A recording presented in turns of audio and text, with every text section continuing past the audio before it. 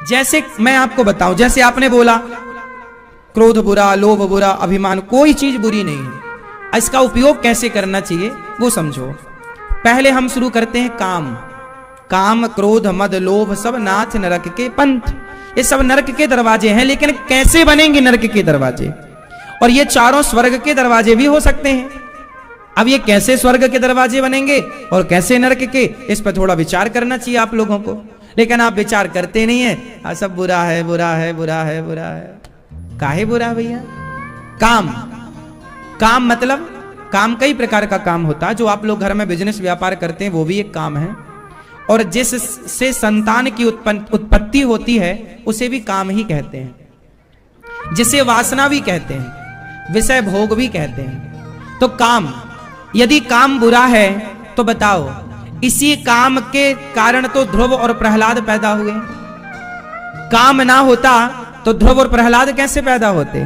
काम ना होता तो विवेकानंद और रामकृष्ण परमहंस कैसे पैदा होते? काम ना होता तो आप लोग पैदा कैसे हो जाते? काम से ही तो आप पैदा हुए हो ना, आपकी उत्पत्ति काम से ही तो हुई। तो जिस काम से आपकी उत्पत्ति हुई वो काम बुरा कैसे है? वो काम बुरा नहीं है। यदि पति और पत्नी, अपने पति पत्नी दोनों संयम में रहकर यदि काम का प्रयोग करें तो उस काम के बल से घर में राम का जन्म हो सकता है। और यदि तुम अपनी पत्नी को छोड़कर पराई औरत की तरफ भागो, अपने पुरुष को छोड़कर पराई पुरुष और पराई स्त्री की तरफ भागो, जैसे रावण की पत्नी होते हुए भी, मंदोदरी होते हुए भी सीता की तरफ भागा, सर्वनाश हुआ कि नहीं? यदि रावण सीता की तरफ ना भागता तो क्या रावण का सर्वनाश होता? काम बुरा नहीं है साहब, बोलो। काम नहीं होता तो सृष्टि का सृजन कैसे होता? उत्पत्ति कैसे होती? कैसे बच्चे पैदा होंगे फिर? तो काम सही है, पर अपनी पत्नी और अपने पति में स्थित रहकर। यदि तुम पति और पत्नी से भटके तो काम बुरा है।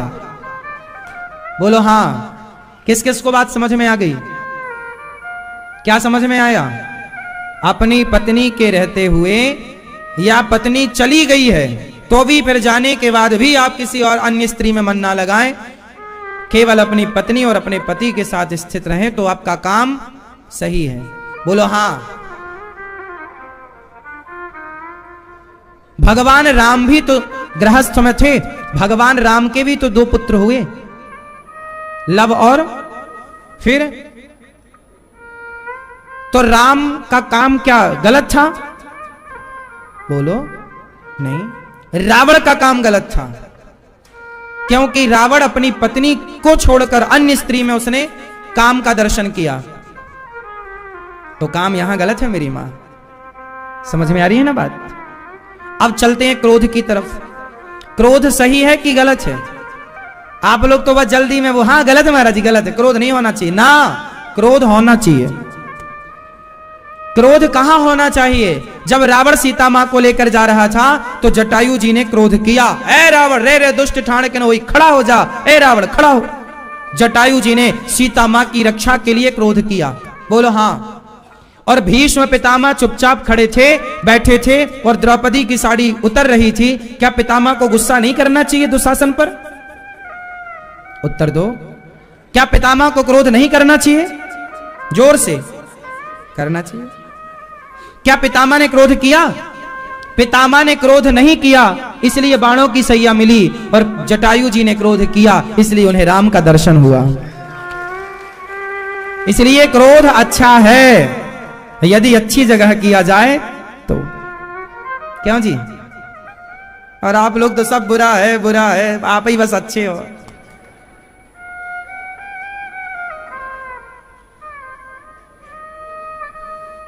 इसको कहावत कहते हैं, बिच्छू का मंत्र ना जाने और सांप के बिल में हाथ डाले।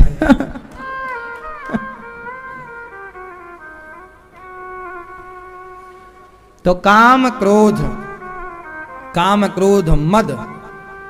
मद मीन्स एटीट्यूड, अभिमान, घमंड। अहंकार अच्छा है कि बुरा है? बोलो। ब्रह्मा जी ने जब 10 प्रकार की सृष्टि उत्पन्न की, उसमें एक सृष्टि अहंकार की भी है। ये अहंकार हमने तुमने थोड़ी बनाया, ये ब्रह्मा जी ने बनाया है। तो अहंकार सही है, पर कहां? कैसा कैसा अभिमान होना चाहिए? मैं ये हूं, मैं वो हूं, ये अभिमान गलत है। ये घर मेरा, ये परिवार मेरा, ये अभिमान गलत है। ये बेटा मेरा, बेटी मेरी, ये अभिमान गलत है। अभिमान कैसा होना चाहिए? राम दूत मैं मातु जाकी, हे प्रभु, हे मां, मैं राम का हूं, ये अभिमान, मैं राम का हूं, ये अभिमान होना चाहिए। मैं राम का हूं, मैं कृष्ण का हूं, मैं प्रभु का हूं, मैं किसका हूं? मैं भगवान का हूं, ये अभिमान होना चाहिए। बिना अभिमान के कोई हो ही नहीं सकता। ये हाथ मेरा है, ये भी तो अभिमान है। अभिमान ही तो आपका परिचय कराता है। अभिमान ना हो तो आपका परिचय क्या है? इसलिए अभिमान इस बात का होना चाहिए कि मैं प्रभु का हूं। बोलो हां। तो काम क्रोध मद लोभ सब, लोभ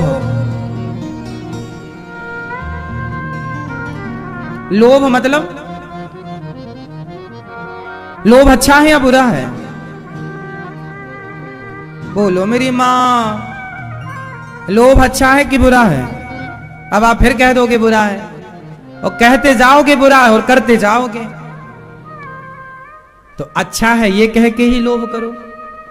लोभ अच्छा है, पर किसका लोभ होना चाहिए? हमारे पड़ोसी के पास 50 लाख रुपए की गाड़ी है, हमारे पड़ोसी के पास बढ़िया घर है, हमारे पड़ोसी के पास बढ़िया जमीन जायदाद है, तो आपको भी लोभ आता है यार हमारे पास भी हो। ये लोभ गलत है। आप पड़ोसी की देखा देखी में गाड़ी का लोभ, धन दौलत का लोभ तो करते हैं, लेकिन आपके गांव, आपके शहर में एक साधु भी रहता है। वो साधु रोज 1 लाख नाम जाप करता है। आप नाम जप का लोभ क्यों नहीं करते कि भाई मैं भी 1 लाख नाम रोज जपूंगा, रोज मैं 100 माला जपूंगा? कृष्ण कृष्ण का लोभ क्यों नहीं है? हमारी पड़ोसन रोज कथा सुनती है 3 घंटे, आपको भी लोभ होना चाहिए। तू सुनती है 3 घंटे, मैं 3.5 घंटे सुनूंगी। लोभ होना चाहिए कथा का, भगवान के नाम का, अच्छी संगति का, अच्छी बातों का लोभ होना चाहिए, अच्छे काम का लोभ होना चाहिए। मैं ज्यादा पढ़ जाऊं, मैं ज्यादा आपसे भी योग्य हो जाऊं, लोभ होना चाहिए। लोभ अच्छा है, पर अच्छी चीजों का लोभ। पैसे का लोभ क्या कर लेगा? पैसा लोभ से नहीं आता। पैसा तो सब भाग्य का खेल है। जो आपने पुण्य पाप किया होगा उस आधार पर आपको धन मिलता है। धन तो पाप पुण्य पर, कर्म पर निर्भर है। आपने दान पुण्य किया होगा, अच्छे कार्य किए होंगे तो धनी होंगे, अच्छे कार्य नहीं किए तो सामान्य जीवन रहेगा आपका। कुछ लोगों के पास बहुत पैसा होता है, क्यों होता है? क्योंकि उन्होंने किसी जन्म में कोई पुण्य किया होगा, कभी खूब सारा दान दिया होगा, किसी भूखे को खिलाया पिलाया होगा, किसी दीन दुखी को कपड़े पहनाए होंगे, कोई शुभ कार्य किया होगा तो धन मिल रहा है। अब आपने नहीं किया होगा तो आपको मिल रहा है, पर सामान्य है, दाल रोटी आपकी चल रही है। सारे लोग टाटा बिरला अडानी अंबानी तो नहीं बन सकते। उनके भाग्य में धन इसलिए है क्योंकि कभी किसी ना किसी जन्म में उन्होंने खूब पुण्य किया होगा। वो पुण्यात्मा लोग भगवान उन्हीं के घर में भेज देते हैं कि जाओ भाई तुम खूब ऐश आराम से रहना। और कुछ लोग ऐसे हैं जिनको 2-5 रोटी के लिए भी, 1 गुलाब जामुन के लिए भी स्ट्रगल करना पड़ता है। सवेरे चूल्हा जला है तो शाम को जलेगा कि नहीं, आज हमने पेट भर खाया है कल खा पाएंगे कि नहीं, इसकी भी चिंता कुछ लोगों को है। तो भाई आपने कभी अन्न दान दिया होगा तो इस जन्म में आपके पास अन्न है, धन है? नहीं किया तो नहीं है। ये तो पुण्य से है, जो करोगे वो भरोगे। इसलिए धन तो आएगा वो आपके। इसलिए कहता हूं अच्छी करनी कर लो रे भैया, कर्म न करियो काला, लाख आंख से देख रहा है तुझे देखने वाला। इसलिए हमें कभी पड़ोसी को देखकर परेशान नहीं होना चाहिए कि हमारे पड़ोसी के पास तो बहुत पैसा है। पैसा सब पुण्य से मिलता है। जिसके पास जितना पैसा होगा समझ लेना कि ये उतना पुण्यशाली है। इस जन्म, अब आप कहोगे महाराज जी वो तो पापी है, बहुत पाप करता है। हाँ, वो इस जन्म में पाप कर रहा है, उसका दंड उसे मिलेगा, लेकिन जो किसी जन्म में पुण्य कर चुका है उसे तो उसका मिलना ही मिलना है ना साहब। तो जो आपको धनी दिख जाए समझ लेना कि ये इनके किसी किसी जन्म का पुण्य है, और कोई दुखी दिख जाए समझ लो इसके पापों का उदय हो गया है, ये किसी जन्म के पाप इसके सामने आ गए हैं और ये पापों का फल भोग रहा है। सुदामा जी के जीवन में जब तक उनके पापों का फल था तो दुखी रहे, और पाप समाप्त हुए, पुण्य जागे तो तुरंत भगवान की कृपा हो गई और धन धान्य से संपन्न हो गए। को ना काहू को सुख दुख कर दाता, निज कृत कर्म भोग सब भ्राता। हाँ या ना? कोई किसी को सुख नहीं देता, कोई किसी को दुख नहीं देता। प्रत्येक प्राणी अपने कर्मों का फल सुख या दुख के रूप में भोगता है। ये बात सही है कि गलत है भैया? हाँ मैया बताओ मेरी माँ, तो आप लोग पड़ोसन को देख के, पड़ोसी को देख के परेशान तो नहीं होते? उसके पास बहुत पैसा है, बहुत पैसा है। अरे भैया उसके पास है, तुम भी मेहनत करो, तुम भी कर्म करो, तुम्हारे पास भी आएगा। दूसरों के धन को देखकर ईर्ष्या मत किया करो, वरना भगवान कहेंगे कि भाई ये तो ईर्ष्यालु है, इसे मत दो। दूसरों के सुख को देखकर सुखी हो जाना और दूसरों के दुख को देखकर दुखी हो जाना और दूसरों के सुख को देखकर सुखी हो जाना, यही मानव धर्म है, यही इंसानों की इंसानियत है। हम आपके दुख में दुखी हो जाएं और आपके सुख में जोर से सुखी हो जाएं। हमें ईर्ष्या ना हो। ईर्ष्या हुई तो भगवान कहेंगे कि भाई तुम ठीक नहीं हो, क्योंकि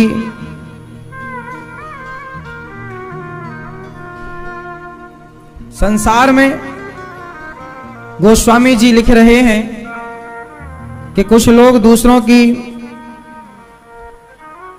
संपत्ति को देखकर, सुख देखकर के दुखी हो जाते हैं। ऐसा नहीं होना चाहिए। तो कुल मिलाकर अर्थ ये निकला कि हमें सब भाग्यों का हिसाब किताब मिलना है, तो सब चीजें अच्छी हैं। काम क्रोध लोभ मोह, सब अभिमान किसका हो? मैं भगवान का हूं। बोलो हाँ या ना? एक अमीर है, एक गरीब है, बताओ कैसे?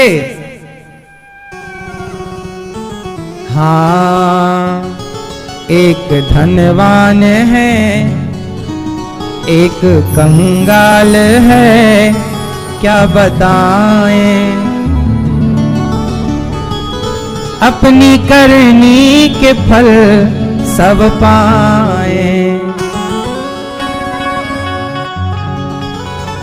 एक धनवान है, एक कंगाल है, क्या बताएं? अपनी करनी के फल सब पाए।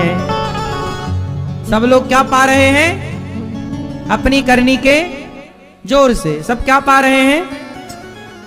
सब अपनी करनी के। एक धनवान है, ये भी अपनी करनी का फल है, और एक कंगाल है, ये भी अपनी। हाँ, इसलिए दोष ना दो किसी को, ये सब तुम्हारा ही है। जो बोया पेड़ बोए बबूल का, तो आम कहां से आए? एक दिन भगवान सपने में आए, बोले क्यों, क्या हो रिया है? हमने कहा प्रभु देश रो रिया है। क्यों? हमने कहा खाना चाहता है आम और बबूल बो रिया है, इसलिए देश रो रिया है। खाना चाहता क्या है? आम खाना चाहे, बोता है बबूल। एक धनवान है, एक कंगाल है, क्या बताऊं? अपनी करनी के फल सब पाए। एक महलों में रहती है रानी, एक कुटिया की कहती कहानी। एक रानी महलों में रहती है और एक दासी कुटिया में। क्या है ये? एक महलों में और एक कुटिया में। एक महलों में रहती है रानी, एक कुटिया की कहती कहानी। झाड़ू देती फिरे, आंसू पोंछत फिरे, क्या बताएं? अपनी करनी के फल सब पाए। क्या दोष देना किसी को, न देना दोष किस्मत को, विपत्ति तो सब पे आती है। एक सोने की थाली में खाता, एक रोटी का टुकड़ा न पाता। क्यों जी? खाने वाले सोने की थाली में खाते हैं और कुछ लोग एक रोटी के टुकड़े को भी तरसते हैं। हाँ या ना? क्यों ऐसा? ये संसार बनाने वाला ईश्वर है, तो उसने ऐसा विचित्र संसार क्यों बनाया? कोई अमीर कोई गरीब, क्योंकि उस ईश्वर ने कर्मों के आधार पर बनाया। एक सोने की थाली में खाता, एक रोटी का टुकड़ा न पाता।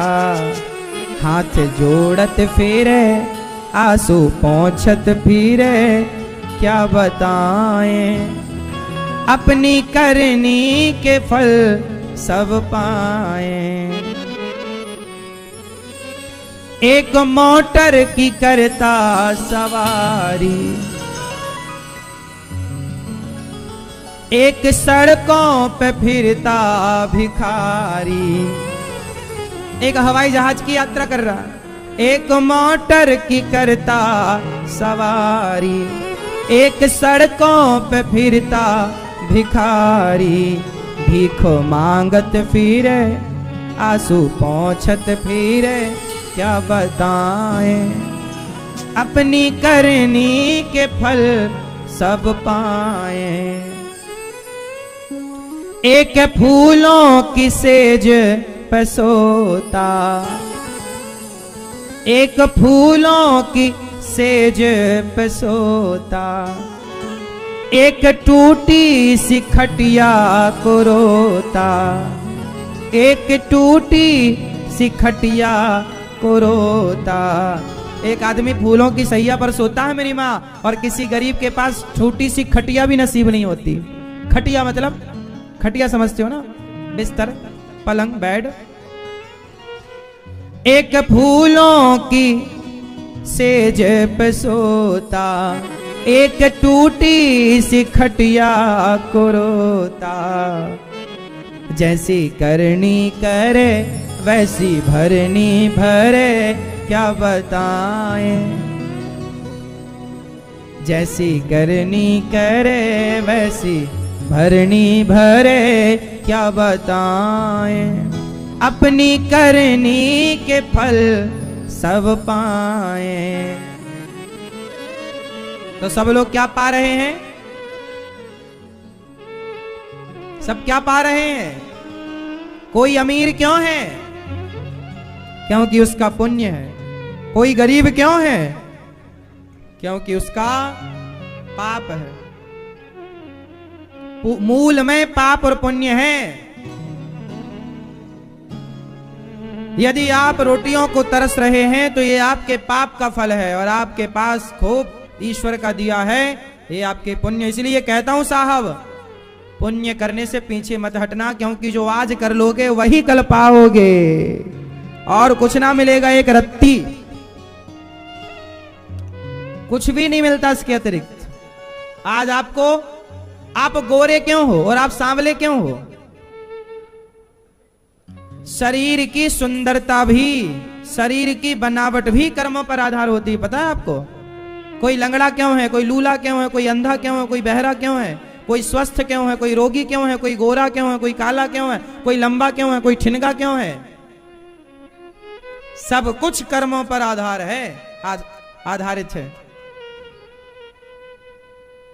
आप बहुत सुंदर हैं, जरूर आपने भगवान की चंदन से सेवा की होगी, पुण्य किया होगा। कुब्जा की कुबड़ निकली थी, उसने भगवान को चंदन दिया, तो भगवान ने कुब्जा की कुबड़ ठीक कर दी और उसे सुंदरी बना दिया। भगवान को चंदन लगाने वाला, भगवान की सेवा करने वाला व्यक्ति सदा सुंदर होता है, चाहे वो स्त्री हो चाहे वो पुरुष हो। और भगवान की सेवा ना करने वाले लोग इसलिए सुंदर, और सुंदर तन ही नहीं मन भी सुंदर।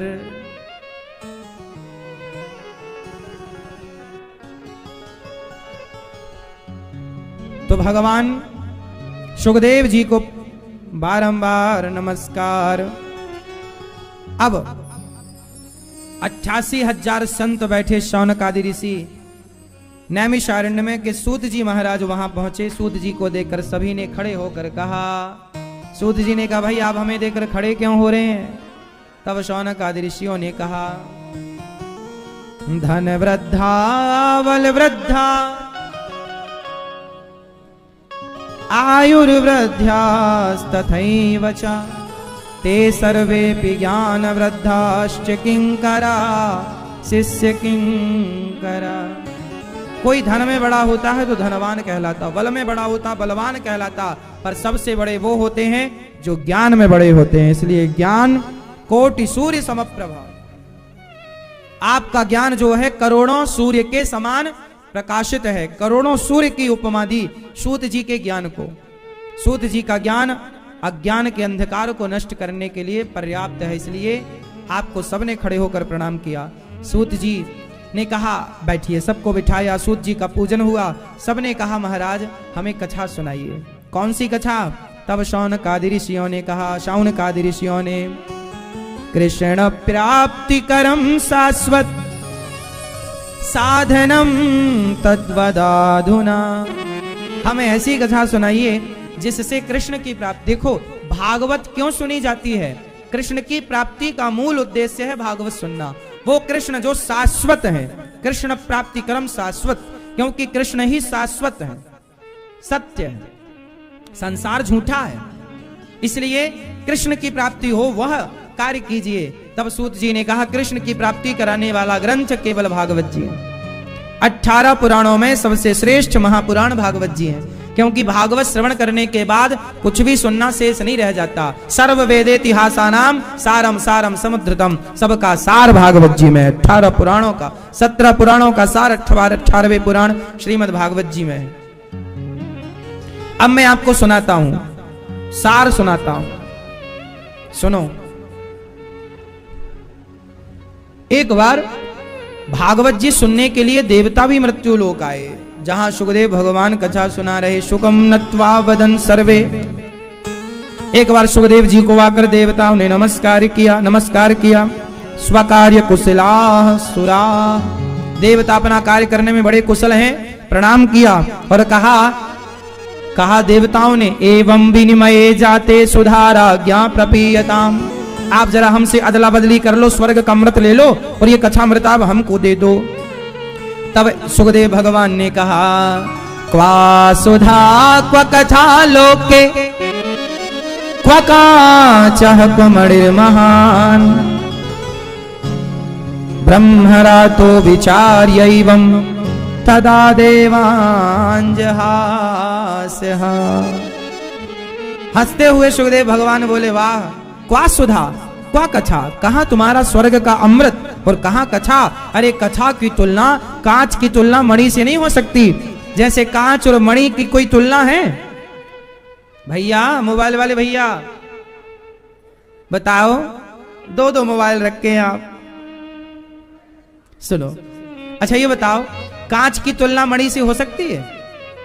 आप अपनी मणि हमें दे दो, बदले में कांच ले लो हमसे, हो सकता है? कांच की तुलना मणि से नहीं हो सकती। उसी प्रकार स्वर्ग के अमृत, भागवत जी की तुलना स्वर्ग के अमृत से नहीं हो सकती। भागवत तो श्रेष्ठ है, तब कथामृतम, तब तो जीवनम। भागवत अमृत है, इसलिए भागवतामृत को स्वर्ग के अमृत से तौला नहीं जा सकता। स्वर्ग का अमृत स्वर्ग दिला सकता है, भागवतामृत भगवान को प्राप्त करा सकती। इसलिए भागवत स्वर्ग के अमृत से करोड़ों गुना श्रेष्ठ है। इसलिए स्वर्ग के अमृत को लेकर भी सुखदेव भगवान ने भागवत देवताओं को नहीं दी। ये भागवत जी की महिमा है। जो भागवत आप सुन रहे हैं वो सामान्य भागवत जी नहीं है, तरसते हैं देवता भी। इसलिए भागवत सुना करो घर में भी। हमारी मैया सुनती रहती हैं, घर में भी रोज सुनती हैं। आप लोग भी सुना करो। कथाएं सुनना चाहिए, सीखना चाहिए कथाओं से। मैया जा रही हो मेरी मां? नहीं, कथा सुनेंगे तो जीवन सुखमय होगा। और आप लोग क्या सुनते हैं? कथा नहीं सुनते ज्यादा, आप लोग संसार की व्यथा सुनते हैं। पड़ोसन के पास बैठोगे तो वो अपनी व्यथा सुनाएगी। आप गांव में किसी के पास, बूढ़े आदमी के पास, शहरों में भी किसी के पास, आप किसी के पास बैठिए, वो अपनी व्यथा सुनाएगा। बोलो हाँ। ये तो केवल अनिरुद्धाचार्य है जो आपको भगवान की कथा सुनाता रहता है रोज 12 महीने। हम आपको व्यथा कम सुनाते हैं, व्यथा भक्तों की सुना देते हैं कभी कभी, वाकई कथा। और जिनकी व्यथा प्रभु से जुड़ गई ना, उनकी व्यथा भी कथा हो जाती है। जैसे ध्रुव जी की व्यथा, ध्रुव जी भी तो व्यथित थे ना अपनी मां से, पर ध्रुव जी की व्यथा भगवान से जुड़ जाने के कारण उनकी व्यथा भी क्या हो गई? कथा। मीरा की व्यथा भी, सास ने मारा, ससुर ने जहर दिया, पति ने तान मारा, मीरा की व्यथा भी तब कथा बन गई जब उनकी व्यथा कृष्ण से जुड़ गई। तो व्यथा भी कृष्ण से जुड़ जाए तो कथा हो जाती है। इसलिए आप लोग संसार में बैठोगे तो क्या सुनोगे? व्यथा। पड़ोसन क्या सुनाएगी? तो व्यथा क्यों सुनना किसी की, भगवान की कथा। आप लोगों की व्यथाएं सुनेंगे तो आप भी व्यथित हो जाएंगे, परेशान हो जाएंगे। इसलिए ज्यादा परेशान नहीं होना। आप परेशान इसलिए हैं क्योंकि आप दिन भर लोगों की परेशानी सुनते हैं। जहां बैठेंगे वही आदमी रोएगा आपसे। ये मैया तो दिन भर रोती और दिन भर जहां जाएंगे बस वही, हमारी तो बहू अच्छी नहीं, हमारा तो बेटा बहुत अच्छा, हमारी बहू ने पता नहीं कौन सा मंत्र दे दिया, अब तो हमारी सुनता ही नहीं, हमारी तरफ देखता ही नहीं, बहुत अच्छा था। ये माताओं की ना ये बहुत समस्या है। जब से बहू आई तब से बेटा पराया हो गया। बहू है तो यूं ही बदनाम है, बेटा तुम्हारी बेटे में खोट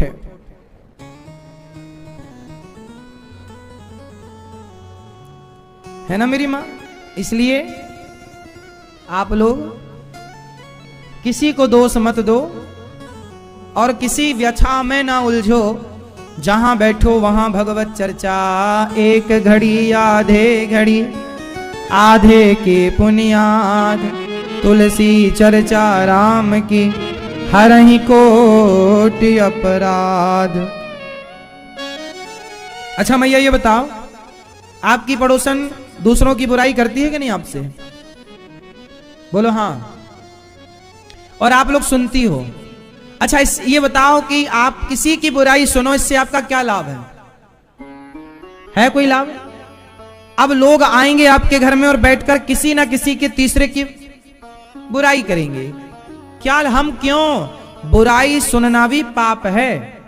हम बुराइयां सुनेंगे तो जो सुनते हैं हम वो हो जाते हैं। हम बुराइयां सुनेंगे तो हम बुरे हो जाएंगे और हम अच्छाइयां सुनेंगे तो हम अच्छे हो जाएंगे। इसलिए लोगों की अच्छाइयां सुनो, अच्छाइयों पर ध्यान दो।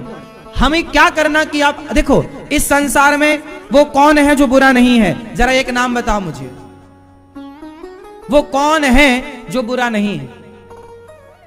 एक भगवान के सिवा इस संसार में वो कौन है जो बुरा नहीं है? बताओ, है कोई ऐसा जो बुरा? आप बुरे हो? ये पूछ रहा हूं, आप बुरे हो या नहीं? हाँ या ना में उत्तर दो। आप बुरे हैं या नहीं? हैं भाई? आप बुरी हो? हाँ। आप बुरे हैं? आप बुरे हैं? आप बुरे हैं? हाँ या ना? आप बुरे हैं? जोर से हाँ या ना? पीछे वाली मैया, पंचायती मैया, आप बुरी हो मेरी मां? हाँ। इस संसार में ऐसा कोई नहीं है जो बुरा ना हो, सब बुरे हैं। जब सब बुरे हैं, हम बुरे हैं, तो जब हम ही बुरे हैं तो हम आपकी बुराई क्या देखें? अरे बुराई देखनी है तो खुद की बुराइयां देखो और खुद की बुराइयों को ठीक करने की कोशिश करो। जो स्वयं को ठीक कर लेता है वो सबको ठीक कर लेगा। जो खुद को ठीक नहीं कर पाया वो क्या दूसरों को ठीक करेगा? बुरा जो देखन में चला, बुरा ना मिलिया कोई, और जो दिल खोजा आप ना हमसे बुरा ना। हम ही बुरे हैं, कोई बुरा नहीं है। इसलिए किसी की बुराइयां ना देखो मेरी मां। आप कितने सफल हैं, अभी और कितना बाकी है, इस पर ध्यान रखो। लोग कहां हैं उस पर ध्यान ना रखो। हम कहां हैं? हम आपको क्यों देखें कि आप कहां हैं? हम अपने को देखें कि हम कहां हैं। आपका मन कितना चंचल है, हमें इससे क्या, हमारा मन कितना चंचल है, हम अपने को देख। आपका मन कितना कंट्रोल है, हमें क्या, हमारा मन कितना कंट्रोल है, अपने को देखो। हाँ या ना? भगवान राम ने रावण को देखा कि स्वयं को देखा? अच्छा बताओ, रावण ने सीता मैया को चुराया, फिर राम जी के पास रावण की बहन आ गई, पहले आई राम जी के पास सूर्पनखा, पहले आई, रावण ने बाद में चुराया। पहले राम जी के पास रावण की बहन आ गई सूर्पनखा, रावण की बहिनी, राम जी को क्या बोल रही है, आप बहुत सुंदर, तो सम पुरुष न मोह सम नारी, जरा आप हमसे विवाह कर लो। सूर्पनखा बड़ी सुंदर बनकर आई, राम जी की तरफ देख रही है। क्या राम जी ने उसका अपहरण किया? क्या राम जी ने उसकी तरफ देखा आंख उठाकर? नहीं, नहीं, राम जी ने नहीं देखा, आंख उठाकर नहीं देखा। और रावण को मौका मिला तो घर में घुस के चुरा के ले आया। मौका तो राम जी को भी मिला था, रावण की बहन आई थी और वो तो ऑफर भी मौके के, क्या वो तो ऑफर दे रही है, हमसे विवाह कर लो। क्या मतलब हुआ? आपने क्या समझा? ये क्या मैसेज छोड़ रही हैं ये कथाएं? ये कथाएं ये समझाना चाहती हैं कि देखो, रावण का खुद पर कंट्रोल था या नहीं? उत्तर, रावण का खुद पर कंट्रोल था कि नहीं? जोर से, जोर से। नहीं। और राम का खुद पर कंट्रोल था या नहीं? हाँ या ना? जो खुद पर कंट्रोल कर सकता है वही युगों युगों तक पूजा जाएगा, जो खुद पर कंट्रोल नहीं कर सकता उसके युगों युगों तक पुतले जलाए जाएंगे।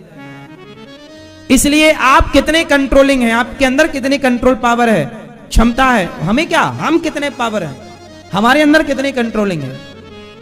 पराई स्त्री को जब आप देखते हैं तो आपके अंदर की कंट्रोलिंग पावर कैसी होती है, राम की तरह या रावण की तरह? रावण की कंट्रोलिंग पावर बिल्कुल नहीं है। वो किसी भी स्त्री को देखता है तो उसको उठा के लंका ले आने की कोशिश करता है, उसके साथ वो दुराचार करने की कोशिश करता है।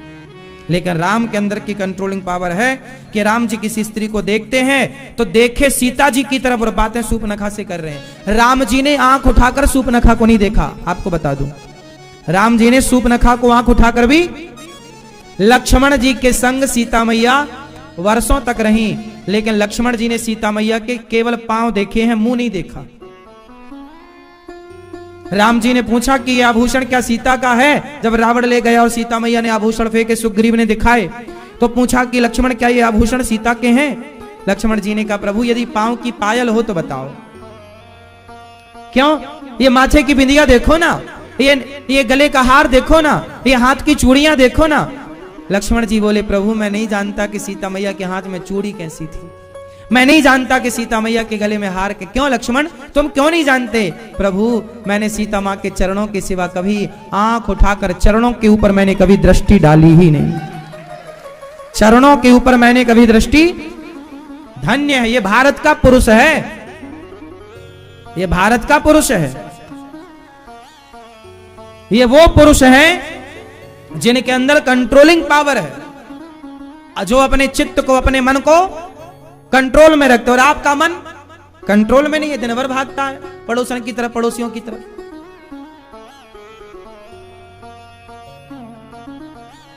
दिन भर आप, जिसे आप मतलब सब नहीं, बहुत सबके लिए नहीं बोल रहा हूं, कुछ लोगों का तो वो देखते ही मन चला जाता है विषय वासनाओं की तरफ। कुछ लोगों का मन तो स्त्रियों को देखते ही, पुरुषों को देखते ही बस आपा खो बैठते हैं। रावण की तरह मत बनना। हमारे राम, हमारे लक्ष्मण जी, हमारी सीता मैया को रावण ले गया और प्रलोभन क्या दिया? अच्छा सीता मैया को ना सोने की चाह थी, गोल्ड। किसकी चाह थी? जोर से राम जी से बोला सीता मैया ने हमें ये सोने का मृग चाहिए। क्या सोने का मृग होता है? जोर से, जोर से। तो क्या सीता मैया को नहीं पता था कि सोने का मृग तो होता ही नहीं? सीता मैया को लगा शायद इस जंगल में होता हो, हम नए जंगल में आए हैं ना, हमारे वहां तो नहीं होता सोने का मृग, शायद यहां होता हो पंचवटी तरफ, नासिक तरफ। सीता मैया ने कहा सोने का, प्रभु लाओ ना लाओ, इसका ले चलेंगे अयोध्या, बाद में देखेंगे कभी याद आएगी तो अपने भी यही दिन याद आएंगे कि चलो अपन भी कभी वनवास में थे। तो ये राम जी बोले नहीं, सोने का मृग नहीं होता, नहीं चक्कर में ना पड़ो। सीता में नहीं, हमें तो सोना चाहिए, सोना सोना। राम जी को लगा अच्छा हमारी पत्नी को सोने की कामना है, तो राम जी बोले छोड़े से सोने से क्या होगा, चलो हम तुम्हें सोने की लंका में भेज देते हैं। तो सीता मैया को सोने की इच्छा थी, राम को छोड़कर आज सीता मैया ने मन कहां लगाया, सोने में। रोज सीता मैया का मन राम में लगता था, लेकिन आज पता नहीं क्या हो गया माता जी को, और मैया का मन कहां लग गया। और जब सोने में मन लगा तो राम जी ने सोने की लंका में भेज दिया, जाओ। और वहां पर सोना ही सोना था, और रावण ऑफर दे रहा है, आओ हमारी मंदोदरी तुम्हारे चरण दबाएगी, महारानी बन के रहना, हमें स्वीकार कर लो। तब सीता मैया ने तृण धरि ओट कहत वैदेही, तिनके का अस्त्र लेकर माता सीता ने कहा है, जुगनू क्या तू बातें कर रहा है, धिक्कार है तेरे जीवन को चोरी से हरण करके ले आया, तुझे लाज नहीं आती, तू चुल्लू भर पानी में डूब के मरने योग्य है।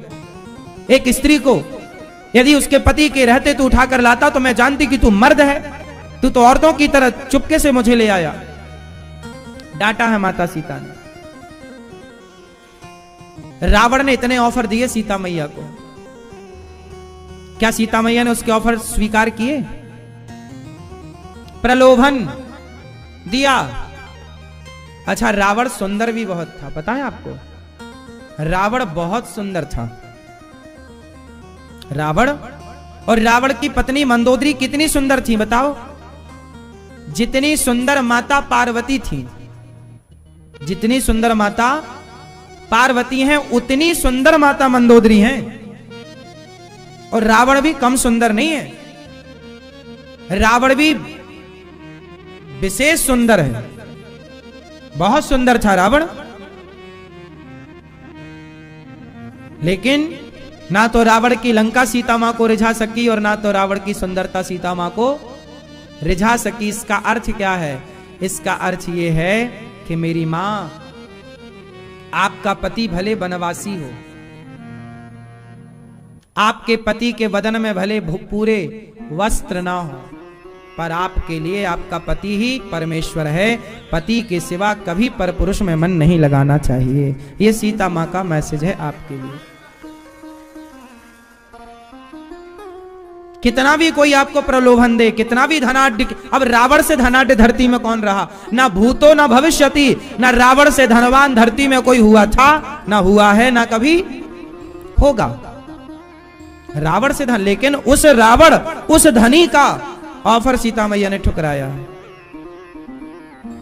और ये क्यों, आप जैसी नारियों को मैसेज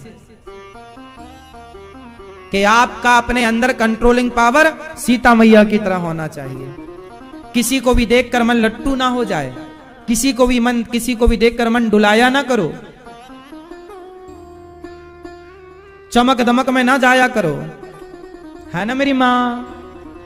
और पुरुषों को भी चाहिए, तुम्हें राम बनना चाहिए, स्त्रियों को सीता बनना चाहिए। इसलिए तो हम राम राज्य की कामना और कल्पना करते हैं ना, राम जैसा पुरुष और सिया जैसी स्त्री।